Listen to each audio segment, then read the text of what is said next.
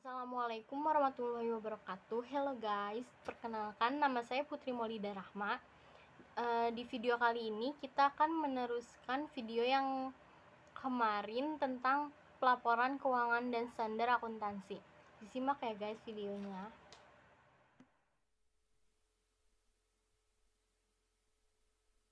Pelaporan keuangan dan standar akuntansi.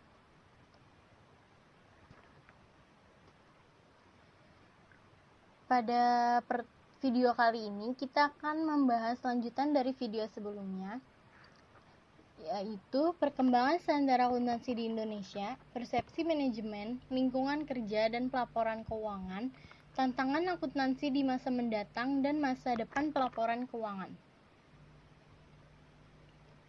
Yang pertama, perkembangan standar akuntansi di Indonesia. Pada waktu Indonesia merdeka, hanya ada satu orang akuntan pribumi, yaitu Profesor Dr. Abu Tari, sedangkan Profesor Soemarjo baru menyelesaikan pendidikan akuntannya di negeri Belanda pada tahun 1956. Akuntan Indonesia pertama yang merupakan lulusan dalam negeri adalah Basuki Sidarta, Hendra Darmawan, Tan Tongjo, dan Go Taisim. Mereka lulus pada tahun 1957. Keempat akuntan ini bersama dengan Profesor Soemarjo memprakarsai berdirinya Perkumpulan Akuntan Indonesia. Pada hari Kamis tanggal 17 Oktober 1957, kelima akuntan tadi mengadakan pertemuan di Aula Universitas Indonesia atau UI dan bersepakat untuk mendirikan Perkumpulan Akuntan Indonesia. Pada tanggal 23 Desember 1957, akhirnya terbentuk perkumpulan yang diberi nama Ikatan Akuntansi Indonesia atau IAI. Tujuan IAI adalah membimbing perkembangan akuntansi serta mempertinggi mutu pendidikan dan pekerjaan akuntan.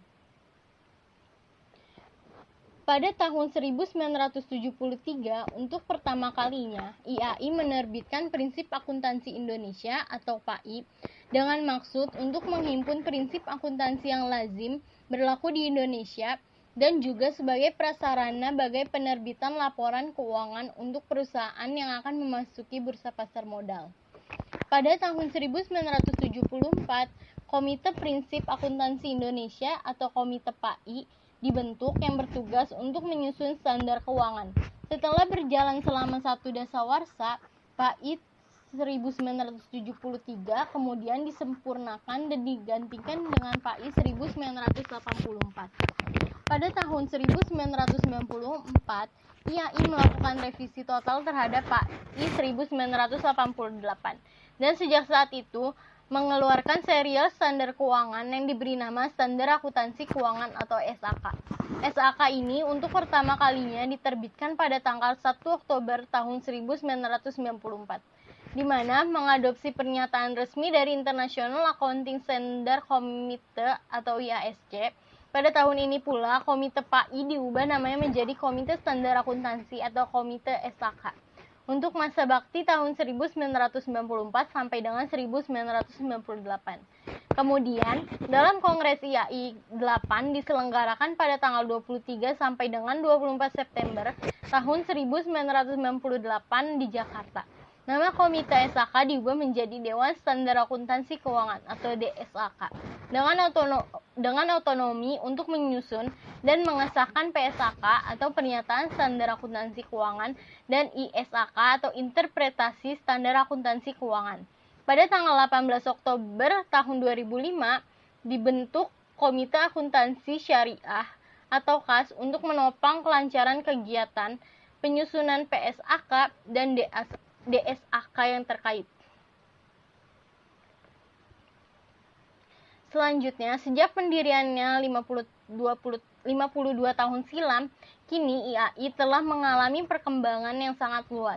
Salah satu bentuk perkembangan tersebut adalah meluasnya orientasi kegiatan profesi tidak lagi semata-mata di bidang pendidikan akuntansi dan mutu pekerjaan akuntan, tetapi juga upaya-upaya untuk meningkatkan kepercayaan masyarakat dan peran dalam perumusan kebijakan publik. IAI juga secara terus-menerus merevisi SAK untuk mengikuti kebutuhan perkembangan bisnis dan profesi akuntan. Sejak tahun 1994, IAI telah memutuskan untuk melakukan harmonisasi dengan standar akuntansi internasional dalam pengembangan standarnya. Dalam pengembangan selanjutnya terjadi perubahan dari harmonisasi ke adaptasi, kemudian menjadi adopsi dalam rangka konvergensi dengan International Financial Reporting Standard atau IFRS. Dalam perkembangannya, standar akuntansi keuangan terus direvisi secara berkesinambungan, baik berupa penyempurnaan maupun penambahan standar baru sejak tahun 1994. Proses revisi telah dilakukan sebanyak 6 kali, yaitu pada tanggal 1 Oktober tahun 1995, 1 Juni tahun 1996, 1 Juni tahun 1999, 1 April tahun 2002, 1 Oktober tahun 2004, dan 1 September tahun 2007. Selanjutnya, persepsi manajemen lingkungan kerja dan pelaporan keuangan.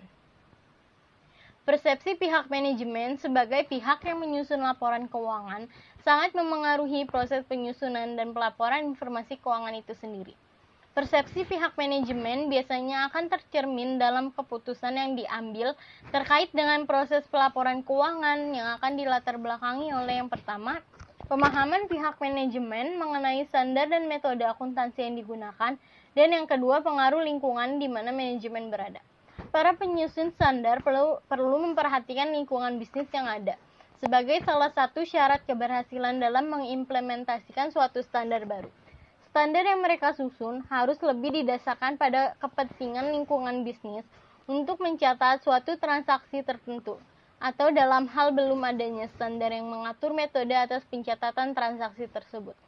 Laporan keuangan merupakan produk pasar dan sebagai hasil dari sebuah proses pendekatan politik. Dengan kata lain, bahwa dalam proses pelaporan keuangan dipengaruhi oleh keinginan untuk memengaruhi pasar atau harga pasar saham. Selanjutnya ada tantangan akuntansi di masa mendatang.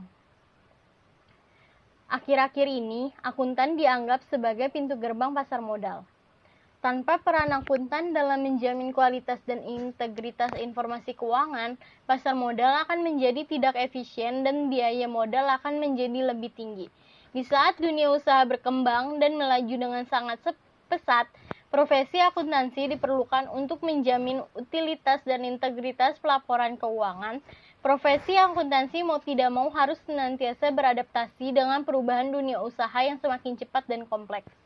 Meningkatnya jumlah transaksi pasar modal dan kreativitas yang muncul dalam industri perbankan atau dengan hadirnya berbagai jenis produk investasi juga telah menciptakan masalah akuntansi yang baru.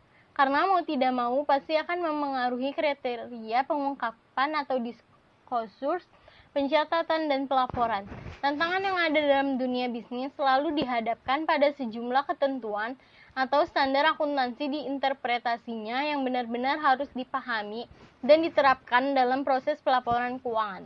Lebih lanjut, dengan semakin kompleksnya transaksi yang terlibat dalam proses pelaporan keuangan, maka standar akuntansi yang lebih detail dan teknis mutlak diperlukan.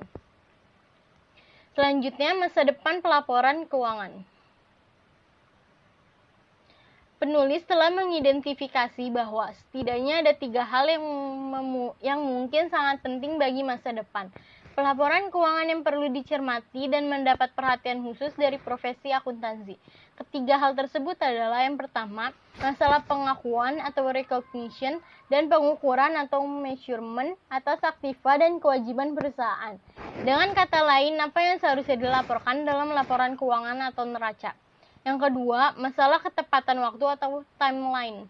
Pelaporan keuangan, dengan kata lain, kapan seharusnya akun-akun dilaporkan. Yang ketiga, masalah pendistribusian informasi keuangan atau distribution of financial information. Dengan kata lain, bagaimana informasi keuangan didistribusikan kepada para user. Masalah terakhir sehubungan dengan masa depan akuntansi atau pelaporan keuangan yang perlu dicermati dan mendapat perhatian khusus dari profesi akuntansi adalah cara informasi keuangan didistribusikan. Dengan mempertimbangkan bahwa beberapa pemakai laporan keuangan atau end user bisa mengambil lebih banyak keuntungan dari akses langsung ke rincian data mentah, maka di masa mendatang pemakai jelas akan lebih banyak akses ke elektronik database yang telah dianalisis yang akan membuat informasi tersebut menjadi sangat berguna dan tepat bagi mereka. Profesi akuntansi mungkin perlu memikirkan perubahan paradigma dalam sistem pelaporan keuangan jika ingin mengembangkan akuntansi dan sistem pelaporan yang dapat menjawab segala tantangan yang timbul di masa mendatang.